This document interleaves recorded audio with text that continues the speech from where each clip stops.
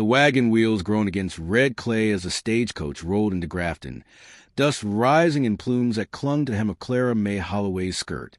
She didn't brush it off, let it settle like all the other things life had flung at her, quiet, clinging, hard to shake. The brim of her straw bonnet shaded her eyes, but not the set of her jaw, nor the weariness stitched deep into the corners of her mouth. She stepped down onto the earth like a woman, carrying all her belongings in bone and silence. The townsfolk didn't stare outright. Grafton had the manners of a place that dressed its judgment in glances instead of words. But Clara felt it in the way the shopkeeper's wife elbowed her friend, in the pinched expression of the woman who walked by with a basket of laundry. She was too thin, too quiet, and not swelling with promise the way a mail-order bride ought to be. Beau Thatcher stood near the rail, arms crossed, shadows slicing across his face. A tall man, broad-shouldered, with wind-worn skin and a scar that vanished beneath his collar. He looked like someone who dug graves with his own hands and never spoken of it. When he stepped forward, Clara's pulse ticked once, hard. "Miss Holloway?" His voice was low, unsure. She nodded. "Mr. Thatcher." His gaze flicked to her suitcase, then her shoes. "Long ride?" "Yes, sir." He didn't offer to carry the bag, just gestured to his wagon. The ride to the ranch was quiet. The road ran through dry fields and cottonwoods, sun bleeding down in a slant. Clara folded her hands in her lap.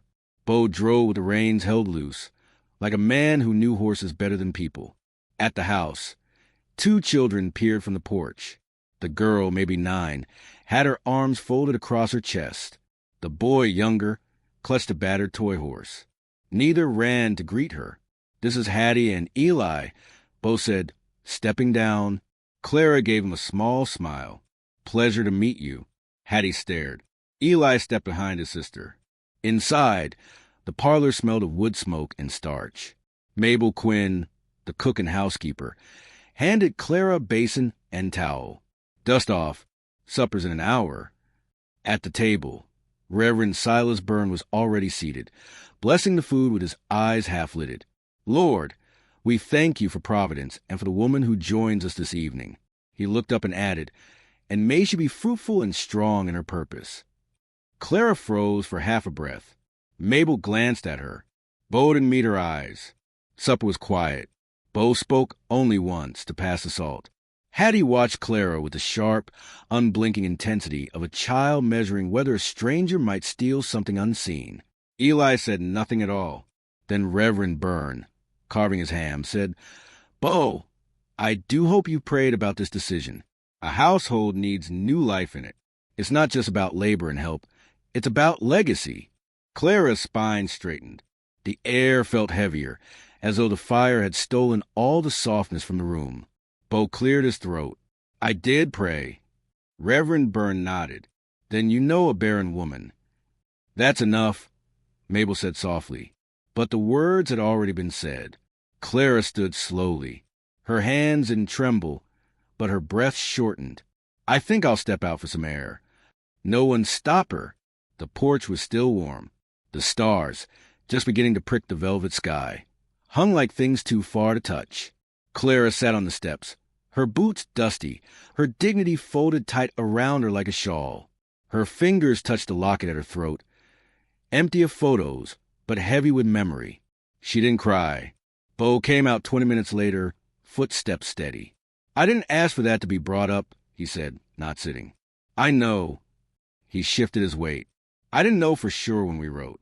You didn't mention it. I wasn't hiding it." "No," he said. "You weren't." A pause opened, long and unsparing. "My children need a mother," he said. "Someone who can give them more. The town expects it. The Reverend." Clara stood.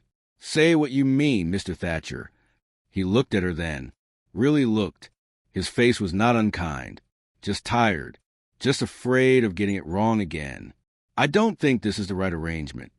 She nodded once. The wind lifted her skirt hem. "Where shall I sleep tonight?" "The spare room. Mabel will show you." Clara walked past him without waiting for his answer. In the hallway, Mabel waited with a lantern. She said nothing, only handed over a folded blanket and led her to the door at the end. Inside, the room smelled of lavender and dry wood. Clara shut the door, sat on the bed, took off her boots slowly, every motion deliberate, as if the right amount of care might keep her heart from shattering. Outside, the floor creaked. A small knock. She opened it to find Eli. He didn't speak, just held out her handkerchief, which she hadn't realized she'd dropped. His fingers brushed hers, then vanished back into the dark. Clara closed the door, stood with the handkerchief pressed to her palm. She looked around the small, borrowed room, and whispered to no one at all, "Not again." But across the house, 2 children watched from the loft, silent as moonlight, wondering if the woman who wasn't chosen might still be the one who stayed. The frost hadn't yet lifted from the orchard when Clara stepped outside, apron tied tight, basket in hand. The grass crackled under her boots, and her breath came in clouds, soft and fleeting. She walked toward the hen house with the quiet grace of someone used to not being noticed. Mabel had asked if she'd stay until week's end. Clara had nodded. She had nowhere else to be. Inside the coop, the hens clucked low, feathers ruffled from the cold. Clara hummed a lullaby, just sound, no words, as she gathered eggs into the crook of her skirt. Behind her, small footsteps paused in the doorway. Eli! He held something. His toy horse, Birch. Its fabric seemed worn thin. Clara didn't speak, just glanced at him and offered a quiet smile. He edged closer, placed the horse on the crate beside her, and disappeared. She watched the horse a moment, then gently turned it over. One leg hung loose, a stitch torn. That night, after dinner, Clara sat on her narrow bed with needle and thread, repairing the leg with careful hands. The horse was patched with a swatch from the hem of her own petticoat. When finished, she placed it outside Eli's door, wrapped in linen like a prayer. The next morning, it was gone. No words were exchanged. But when she came down to the kitchen, Eli stood a little closer. Didn't flinch when she brushed past. The days unfurled quietly, like soft pages turned beneath candlelight. Clara took on small tasks, helping Mabel shell beans, refolding linens, sweeping porches where no one asked her to. Bo said little. Always out early, always in late. Shoulders bowed like they carried more than fence posts and weathered grief. On the 3rd morning, Hattie slipped climbing the orchard fence. Clara, basket in hand, ran faster than her boots liked. By the time she reached the girl, Hattie had bit her lip so hard it bled, dirt streaking her cheek. Clara knelt without asking. Brave girls let someone touch their hurt. Hattie's chin trembled, but she didn't pull away. Clara wiped the blood, wrapped the scrape with her kerchief, and handed her an apple from the basket. Later that evening, Hattie laid the handkerchief, now clean and folded, beside Clara's plate at supper. No one mentioned it, but Bo's eyes lingered there longer than usual. That night, wind rose over plains, a storm flickered on the horizon, distant lightning curling through clouds like silver veins. In the kitchen, Mabel lit the lanterns and poured 2 mugs of tea. She handed one to Clara and sat across from her, the lamplight softening the worn creases of her face. "You don't ask for much," Mabel said. "I've learned not to." Mabel stirred her tea. "Some folks think giving birth makes a mother, but I've seen hens sit on other birds' eggs and still raise the chicks right." Clara looked down. "I don't want to intrude." "You're not, but you might be the first piece this house has seen in years." Later, Clara found Hattie in the sewing room, trying to hem a doll's dress. The stitches were crooked, the cloth fraying.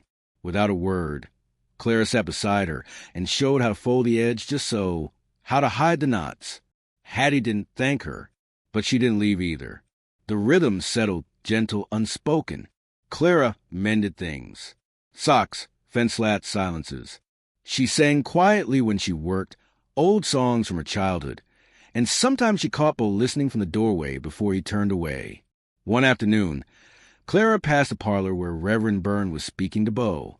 "She's still here," the Reverend said, "and still barren. I know. There are other women, ones who could build your legacy." Bo didn't reply. Clara didn't stay to hear more. That evening, she walked a far pasture with a basket of wildflower clippings. The sky burned gold along the horizon, and the wind smelled of wheat and rain. She pressed one flower between the pages of her book and whispered her mother's name. Behind her, the gate creaked. "You always walk this far?" Bo's voice rough with used words. "Not always," she said. They stood in silence, the wind lifting her hair, his hands jammed into his coat pockets. "I'm not good at saying things," he said, "but I see what you're doing here." "I'm not doing anything," she said, "just helping while I can." He glanced at the basket. "Hattie talks about you." Clara didn't smile, but something softened in her. "Sometimes," he added, "she hums your song." When Clara returned to the house, Eli was asleep on the rug beside the hearth, Birch tucked into the crook of his arm. Hattie was curled up in a rocker, a half-stitched apron in her lap. Clara stood there a long time, watching. Upstairs, she found a letter on her pillow, postmarked from Denver. A distant cousin, offering a position as a governess. Board and pay included. She folded it once. Then again, the stage left in 2 days. She stared at the fire, the hush of sleeping children behind her, and wondered, truly wondered, if healing could ever be louder than blood. But outside the window, Bo stood beneath the eaves, watching the same moon she was. And when she stepped closer, he didn't turn away. The wind woke her.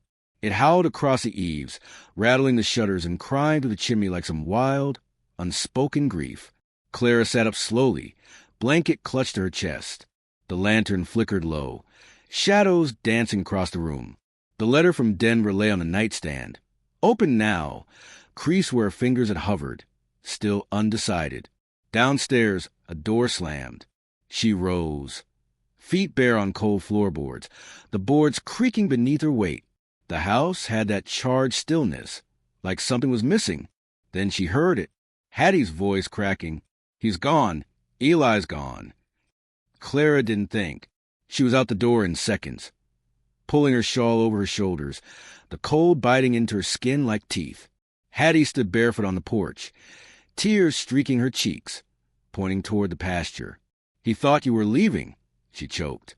"He took Birch. I told him it wasn't true. He wouldn't listen." He went toward Mama's tree. Bo burst in the barn, coat flapping, lantern in hand.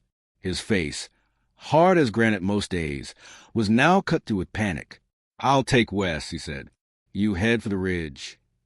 Clara nodded, already running. The night was a blur of wind and branches. The lantern swayed in her grip, throwing light against trees that loomed and leaned like ghostly sentinels. Her breath came sharp, her boots sinking into wet earth. She called his name once, twice. No answer, only the crack of thunder behind the hills. Then a shape, hunched near the split oak where Bo had once said his wife lay buried. "Eli," she whispered, slowing, voice trembling.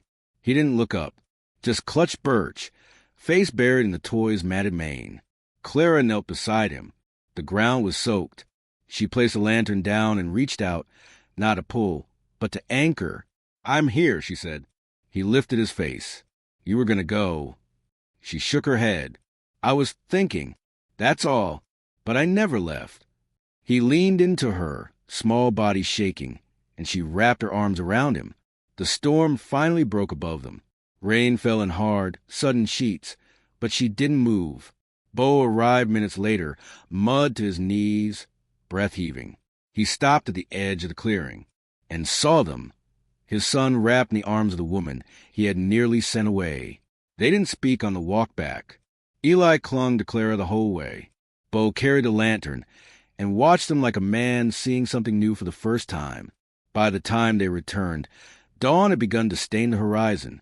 Mabel waited with blankets and a towel. She said nothing, just handed them over and nodded once, approval in her silence.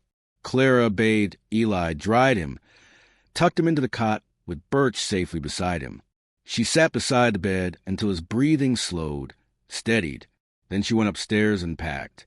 The dress, the mended gloves, the book with the pressed wildflower. She folded it all with care, smoothed each edge like smoothing breath over a wound. The letter from Denver, she slid into the side of the case. She didn't cry, Only move like someone setting things right, tidying her corner of a story before exiting the stage. When she came down with her bag, Hattie was already at the table, hair tangled, eyes wide. "You're not really going," she said. Clara placed the bag by the door. "I haven't decided." Hattie pushed something across the table. A drawing. Lopsided lines, stitched with care. A cabin. 2 children. A man standing near the porch. And beside them, a woman in a long dress, hair loose, wildflower in her hand. "That's you," Hattie said. "You belong in the picture." The door creaked. Bo stood there. No hat, no armor in his posture. "I don't know what makes a family anymore," he said. "But if it's not this, what we've been, then I don't think I ever knew." Clara didn't move. He stepped closer. "You fix more than Birch. You fix things I didn't know were broken."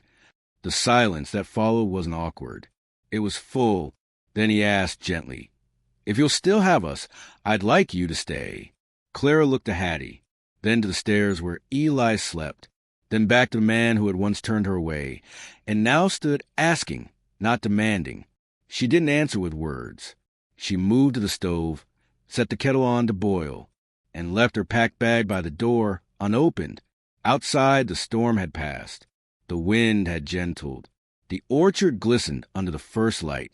Later, Clara would press another flower into the book's spine. But for now, she simply stood with her hands around a warm cup, the fire humming, the house breathing soft. And in that quiet, a girl's voice whispered from the rocker, "I think Mama would have liked you." Clara turned, eyes full, heart wide, and whispered back, "I hope so." And upstairs, Eli stirred in his sleep, smiled without waking, and pulled Birch a little closer.